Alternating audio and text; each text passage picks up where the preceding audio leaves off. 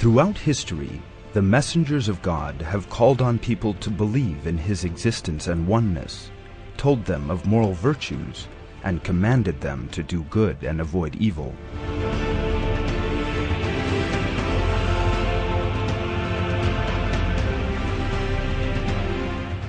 These blessed people, who called on their peoples to earn the approval, mercy, and paradise of God, have always been subjected to verbal and physical assaults from deniers.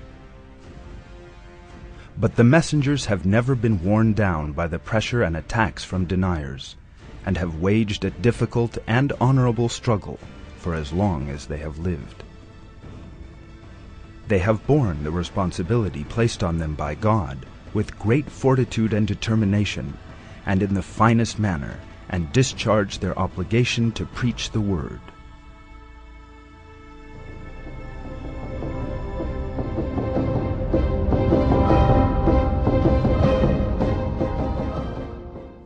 Just like the prophets before him, our beloved Prophet Muhammad, may God bless him and grant him peace, was also subjected to countless acts of persecution by the idolaters and unbelievers for preaching the true faith, and suffered countless attacks from insults and false accusations to attempted murder.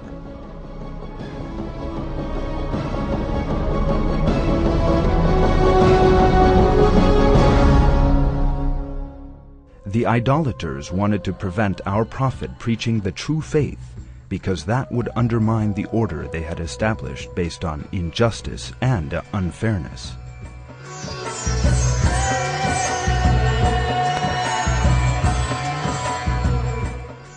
The messenger of God called on them to believe in God, the one and only, alone.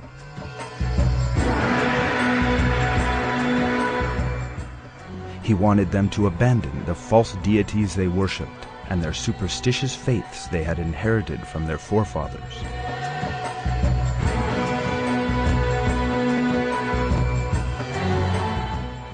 Leading members of the tribe regarded this call of the prophets as a great threat to their established order.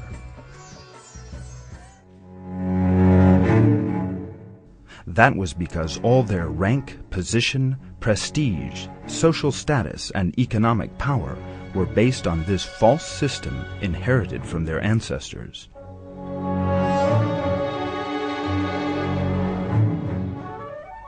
They therefore began trying every possible means to hinder the prophet's message.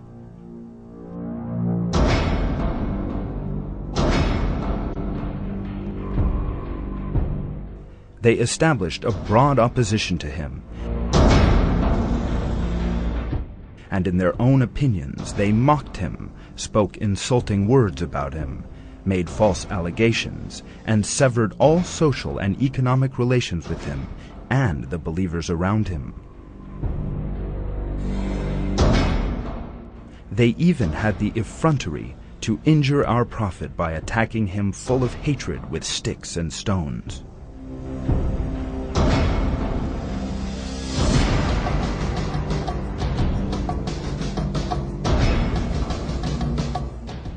When none of these achieved their aims, they went so far as to attempt to kill God's messenger.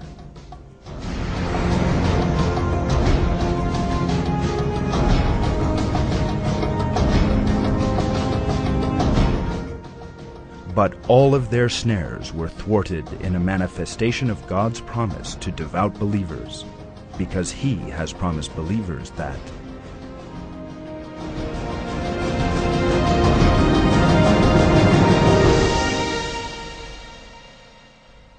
God will not give the unbelievers any way against the believers. Therefore, all the traps set by the deniers in order to prevent the spread of the moral values of the religion were created already thwarted.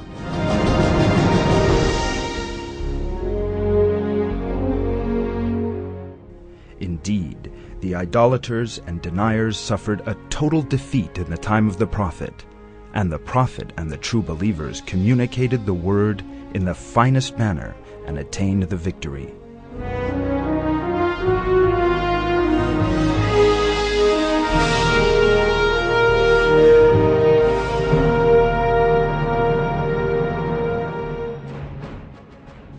In this film, we shall be seeing the pressure and attacks inflicted by the deniers on our prophet from the moment he began his work as prophet, and his exemplary moral values and determined and unwavering struggle in the face of them.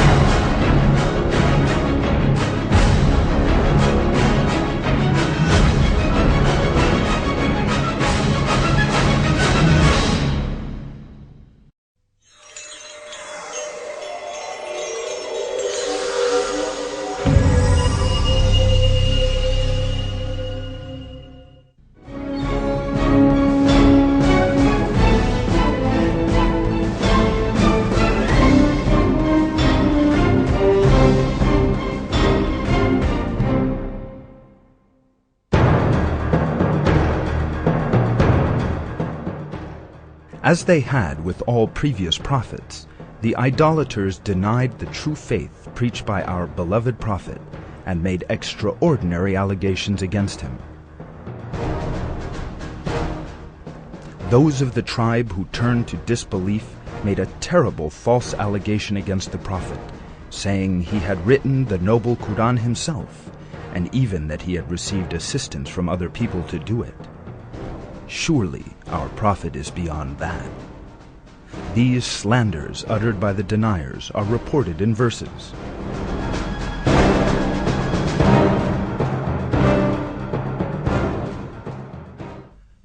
Those who do not believe say, "This is nothing but a lie he has invented, and other people have helped him to do it. They have brought injustice and falsehood.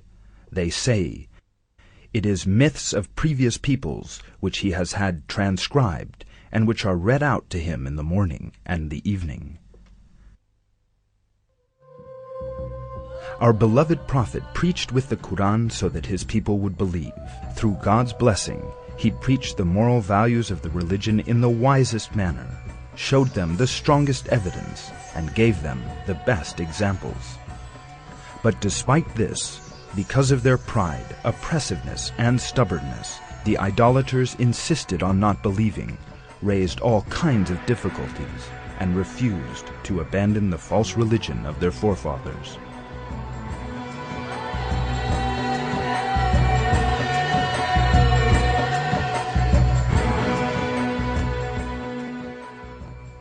The idolaters were unable to come up with any legitimate or logical grounds in attempting to refute the prophet. So their low intelligence led them to try to prevent people following the prophet by using such psychological warfare techniques as mockery or humiliation.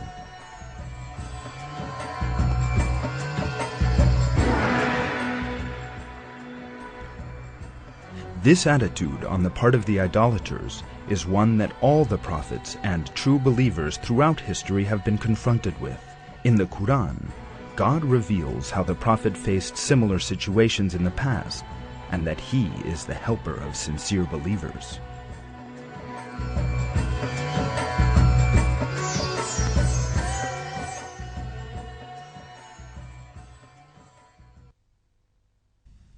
Messengers before you were also denied, but they were steadfast in the face of the denial and injury they suffered until our help arrived. There is no changing the words of God, and news of other messengers has come to you.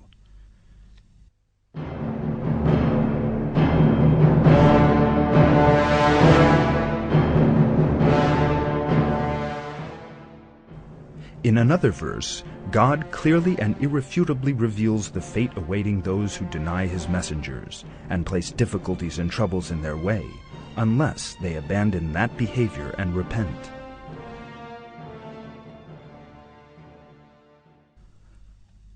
We sent a message among every people saying, "Worship God and keep clear of all false deities. Among them were some whom God guided, but others received the misguidance they deserved. Travel about the earth and see the final fate of the deniers.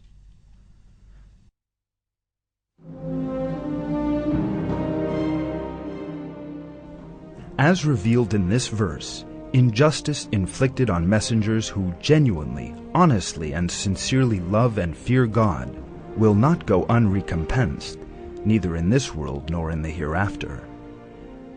Eventually, our prophet and his companions overcame the deniers, who met the fate that God promises for such people.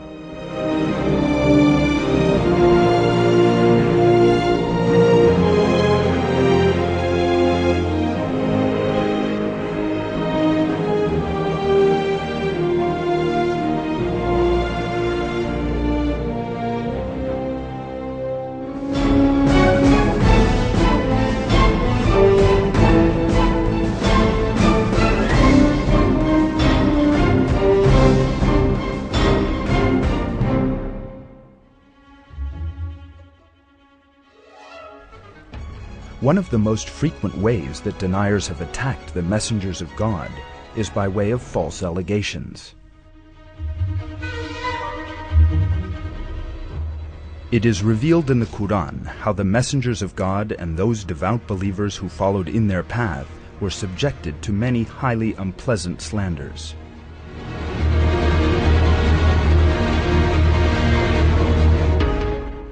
Slander is a technique that deniers seek to spread immorality and corruption have employed for thousands of years against devout, honest, and moral people, and that they hand on from one to another. By spreading slanders, the people in question seek, in their own eyes, to wear believers down and turn them away from what they know to be the true path.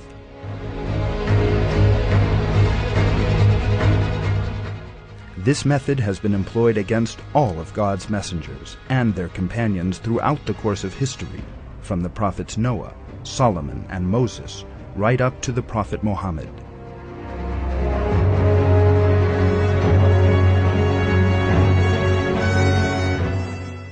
However, it is a very important and certain fact that no slander has ever achieved its aims or prevented the messengers from discharging their divine responsibilities.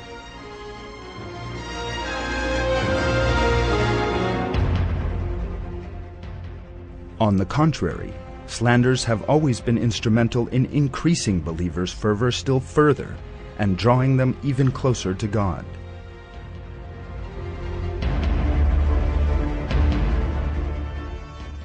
The messengers always faced the slanders uttered against them with exemplary patience and fortitude, and never submitted to the pressure from the deniers. They continued to live by the moral values commanded by God, and to call people to the true path.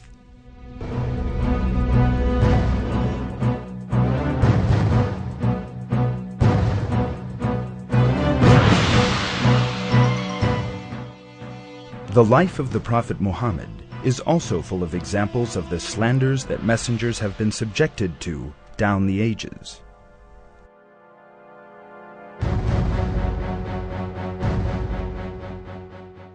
Idolaters attempted to pressurize our prophet and, in their eyes, distract him from his divine struggle by both slandering him directly and uttering false imputations against his blessed family.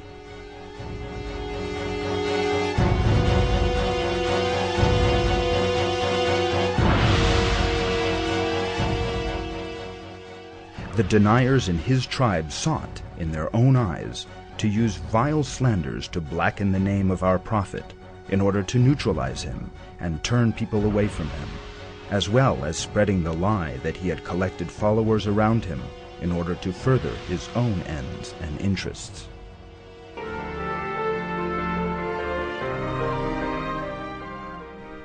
The messenger of God is above and unfettered by all these slanders uttered by the deniers.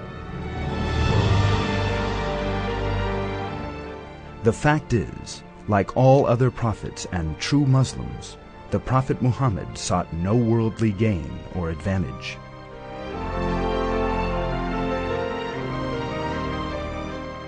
He sought no fee or reward from anyone, merely calling them to God's path and reminding them of their true abodes in the hereafter for His approval, mercy, and paradise.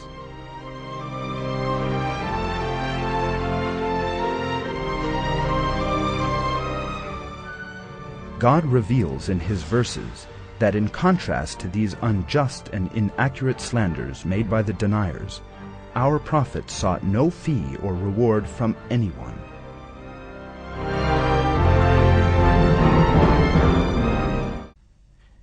You do not ask them for any wage for it. It is only a reminder to all beings. In many verses of the Quran, God absolves His messenger from the ugly allegations of the deniers. Some of these read as follows.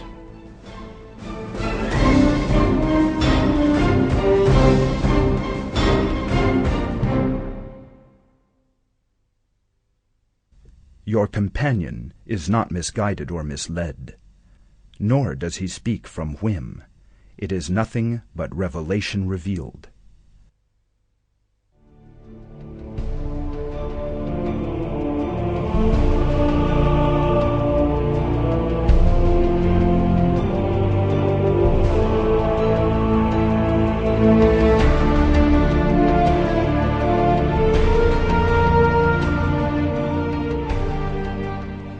Or is it that they do not recognize their messenger, and therefore do not acknowledge him?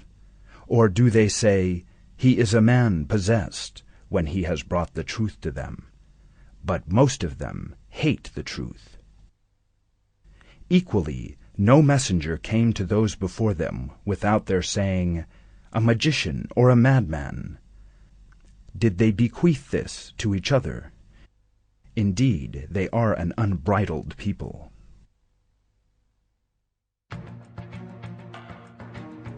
It is a fact revealed in the Quran that deniers will slander believers and say hurtful things about them, and that this is an immutable law of God.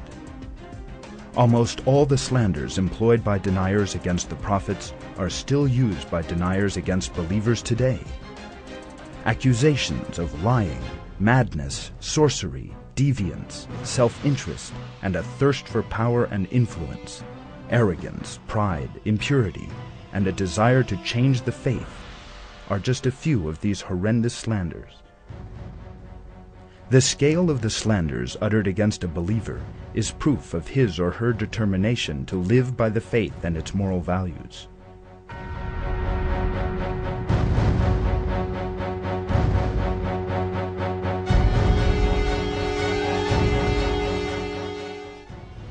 Under such circumstances, Muslims must be on their guard and scrupulously avoid forming any negative opinions regarding their Muslim brothers, or doing them any injustice by listening to such false allegations. They must behave in such a way as to defeat the deniers by making it clear they do not believe in their slanders and attach no credence to them.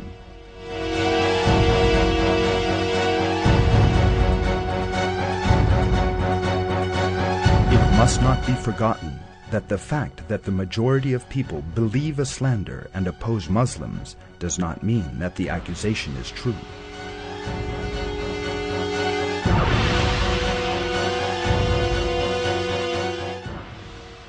God has revealed in one verse that following the majority may lead one astray.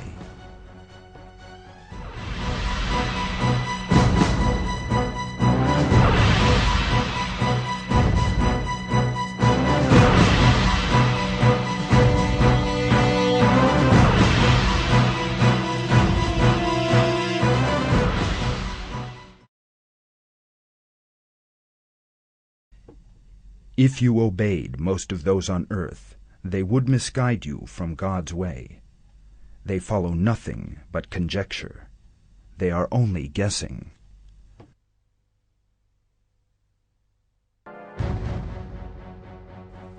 Moreover, it is also revealed in the Quran how one must behave if accusations against Muslims are leveled by people who rebel against God.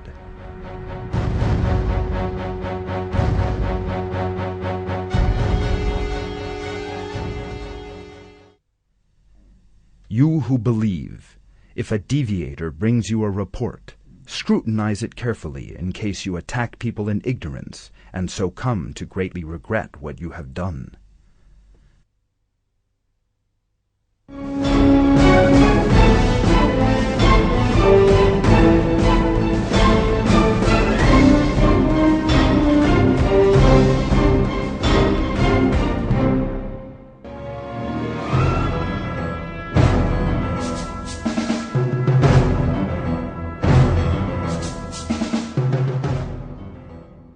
Deniers have always imagined they can frighten or wear down believers in various ways. The most intensive assaults were directed against the messengers.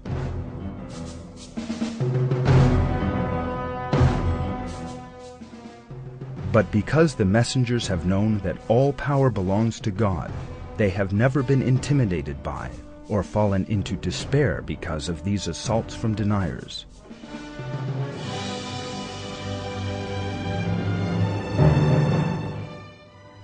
The more our prophet told his people about the religion of God, the greater was the violence of the assaults from leading members of the tribe.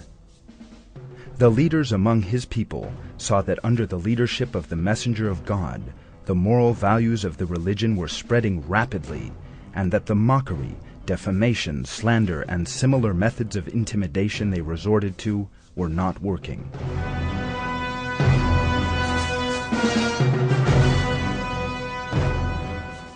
At this, they decided that a plot against our prophet would be a more effective method. This plan of the deniers is described in the Quran.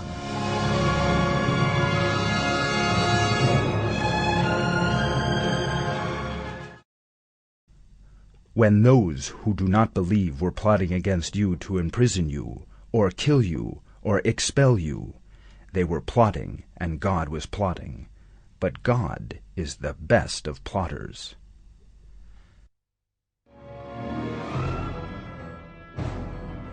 The use of the word plot in this verse is particularly noteworthy. Instead of openly attacking the messenger of God, the deniers tried to stop him through a plot or conspiracy.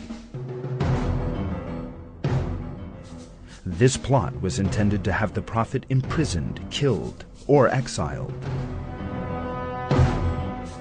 However, as revealed in the verse, the deniers can never harm the messengers in any way. God appointed the messengers, and it is He who will protect them.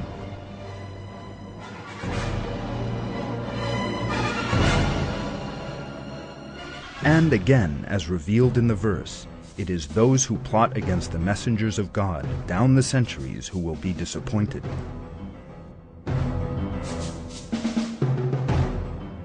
Many verses in the Quran describe physical attacks on messengers. Just about all messengers were threatened with death, torture, or imprisonment by the leading circle of their people, and these threats were usually translated into physical attacks.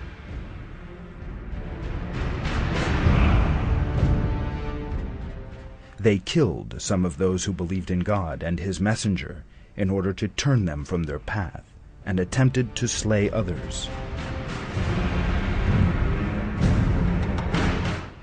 They imagined that by killing the messengers in particular, they could eliminate the religion of God and turn other believers away from the faith.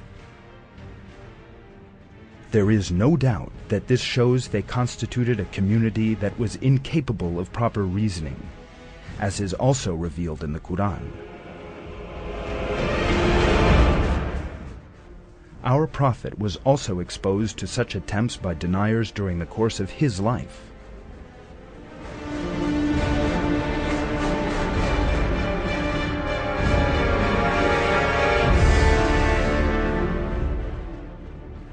Idolaters frequently met together to barefacedly plan to kill the messenger of God. They eventually decided on a plan by Abu Jahl.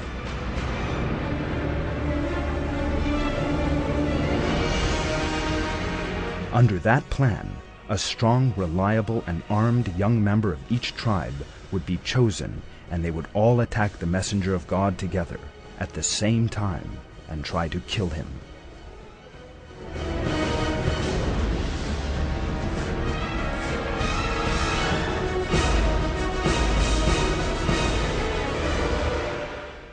They imagined that as a result the Prophet's family would be unable to deal with all the tribes of Quraysh, and that the Quraysh would pay them the relevant blood money.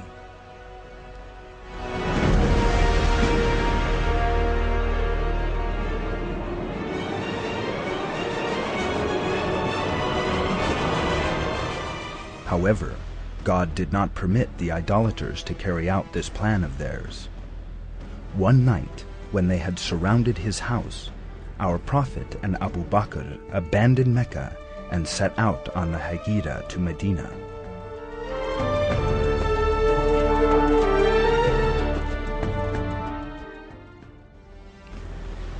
As a miracle from God, the idolaters around his house failed to recognize him. When they realized what had happened, they set out after our blessed Prophet and his companion.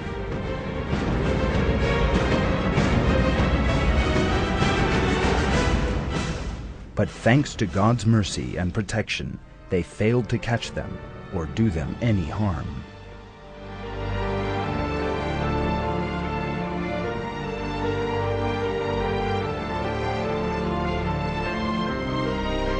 We are told in accounts that after the prophethood had been bestowed on him, the Prophet's wife, Khadija, introduced him to her cousin, Waraka, a scholar from the people of the book.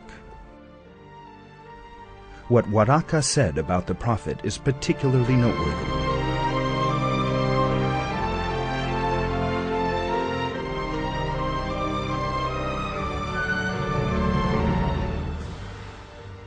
Khadija then accompanied him to her cousin, who during the pre-Islamic period became a Christian and used to write the writing with Hebrew letters. He was an old man. God's apostle described whatever he had seen. Waraka said, "This is the same one who keeps the secrets whom God had sent to Moses. I wish I were young and could live up to the time when your people would turn you out. Anyone who came with something similar to what you have brought was treated with hostility." After a few days, Waraka died.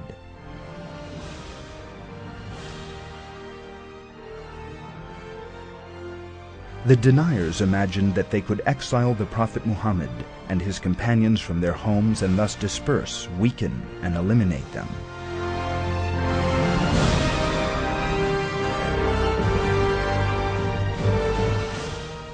But God reveals that those who forced the messengers from their homes are the ones who suffered the real devastation.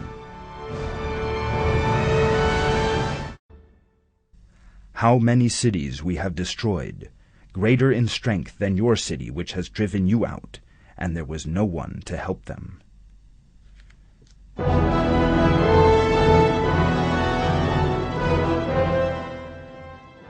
This is a law of God that applies in all ages. It is impossible for those who force people out of their homes because of their faith to remain in them for long.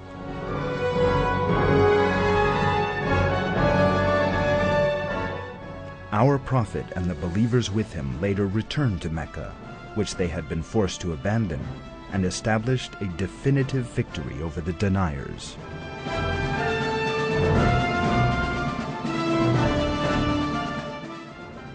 Contrary to what the idolaters expected, the believers did not disperse and fall apart, but coalesced together and grew even stronger.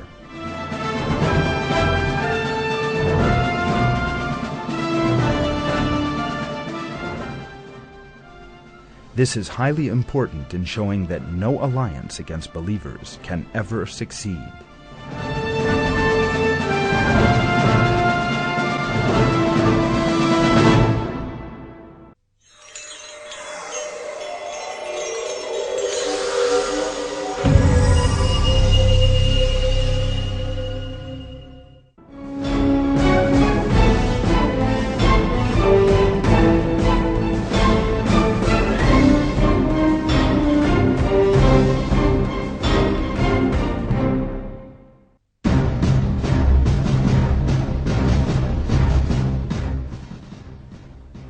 The deniers imagined that they could halt the prophet's message by resorting to various physical measures.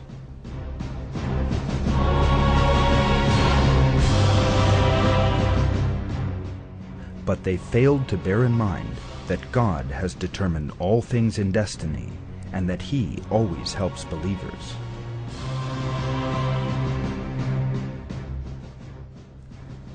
Almighty God has created these snares set by the deniers in destiny in such a way as to rebound on their own heads.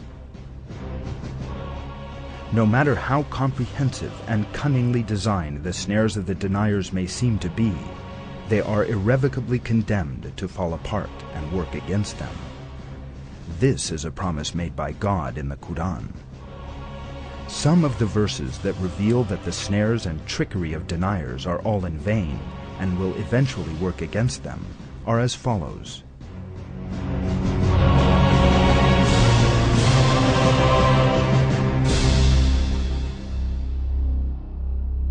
But then when a warner did come to them, it only increased their aversion, shown by their arrogance in the land and evil plotting. But evil plotting envelops only those who do it.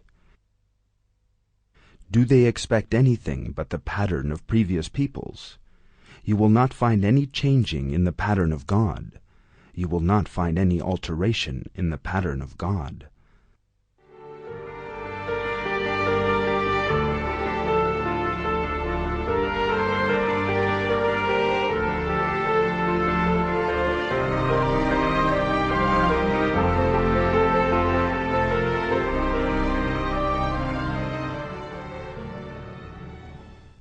They hatched a plot, and we hatched a plot while they were not aware.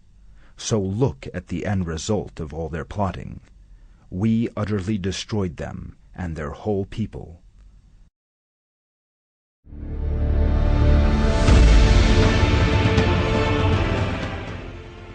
All the snares, plots, conspiracies, and slanders against the prophets that might seem to be evil at first sight actually all eventually worked out for the best. That is because there is no other power than God. It is Almighty God who creates all traps. God has created all snares laid down by deniers for believers in destiny in such a way that they will fall apart and benefit believers, while deniers are harmed by them. People who plot against Muslims imagine they are doing this with their own minds, but even these people have also submitted to God. They produce the plots commanded by God, completely unchanged. This is revealed in another verse.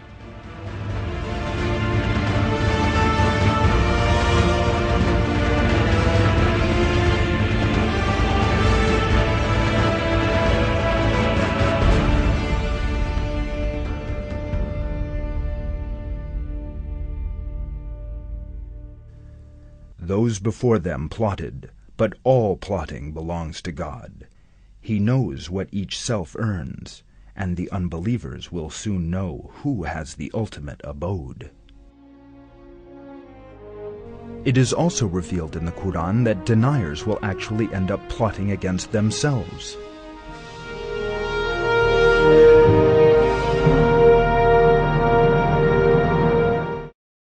And likewise, in every city we set up its greatest wrongdoers to plot in it. They plot against themselves alone, but they are not aware of it.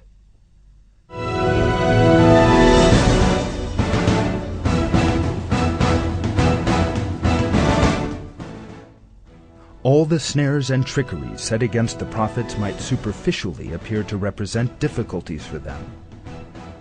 But God has also established a system for the setters of snares, and God will certainly keep His promise to the messengers.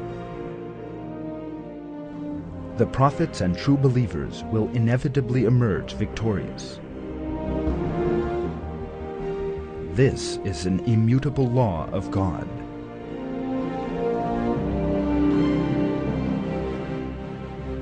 It is revealed in several verses of the Quran.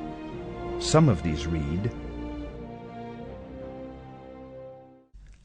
Our word was given before to our servants, the messengers, that they would certainly be helped. It is our army which will be victorious.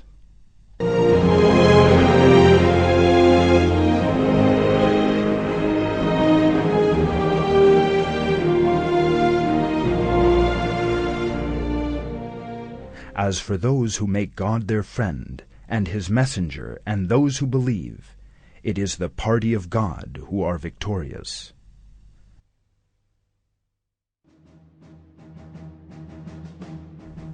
The lives of the prophets are full of examples of victories over the plots of the deniers.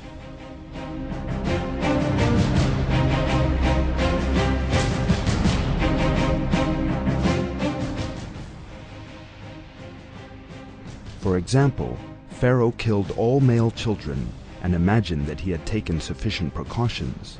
He oppressed the faithful, but was still unable to hinder the prophet Moses.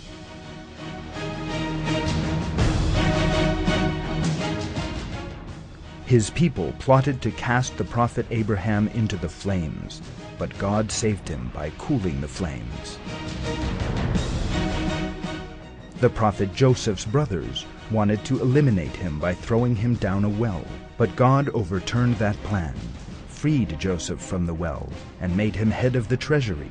Traps were also set for the prophet Jesus, but when they tried to kill him, God raised him to the sky, and the deniers' plans were foiled in a manner they never anticipated.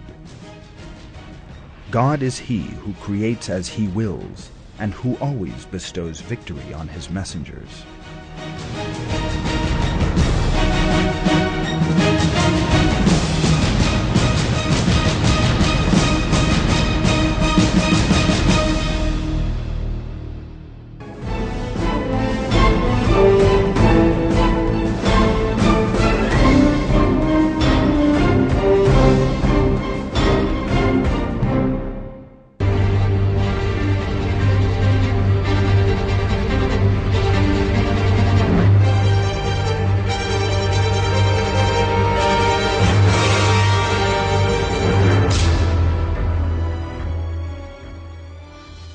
Deniers have always regarded believers who dedicate their lives to winning the approval of God as a great threat to their own twisted, established order.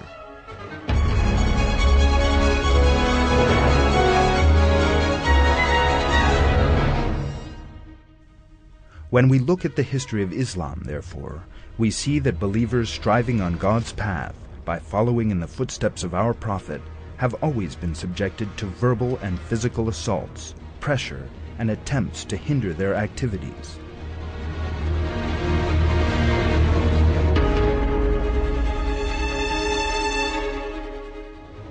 Believers on the path of God have always been followed and kept under surveillance by deniers, imprisoned, oppressed, threatened, and slandered, and attempts have even been made to kill them.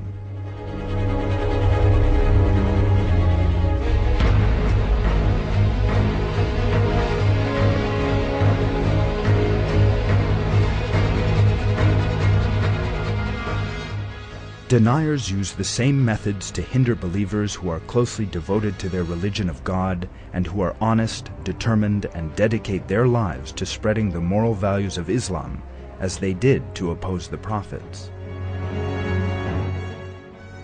However, it must not be forgotten that such situations that may appear very difficult and troublesome from the outside are actually a spiritual training ground for believers who have fully submitted themselves to God and who trust Him and rely on Him alone. Such troubles are a source of joy and inner peace, a means of purification for believers who hope for God's pleasure, mercy, and paradise.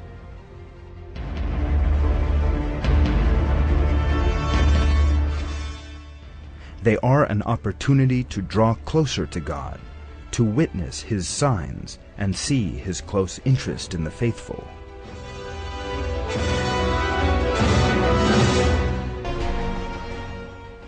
These struggles between deniers and believers always follow the destiny ordained by God.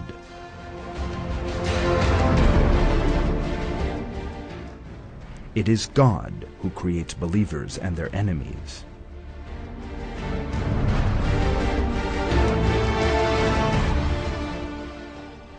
It is revealed in the Quran that God appointed special enemies to the prophets.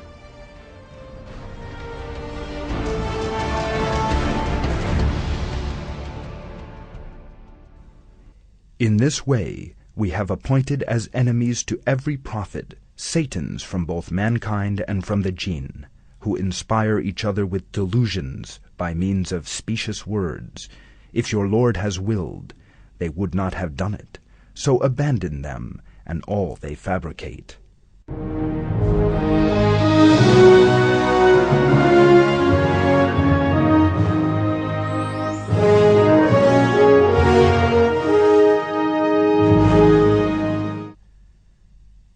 In this way we have assigned to every prophet an enemy from among the evildoers.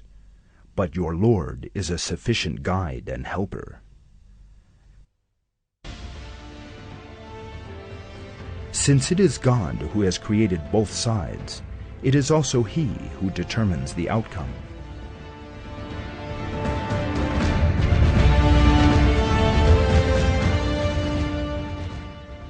God has ordained in destiny that His messengers will be victorious. It is impossible to vanquish the messengers.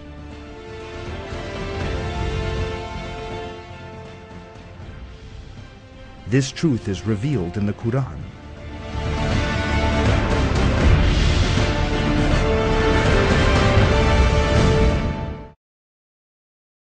God has written, "I will be victorious, I and my messengers. God is most strong, almighty."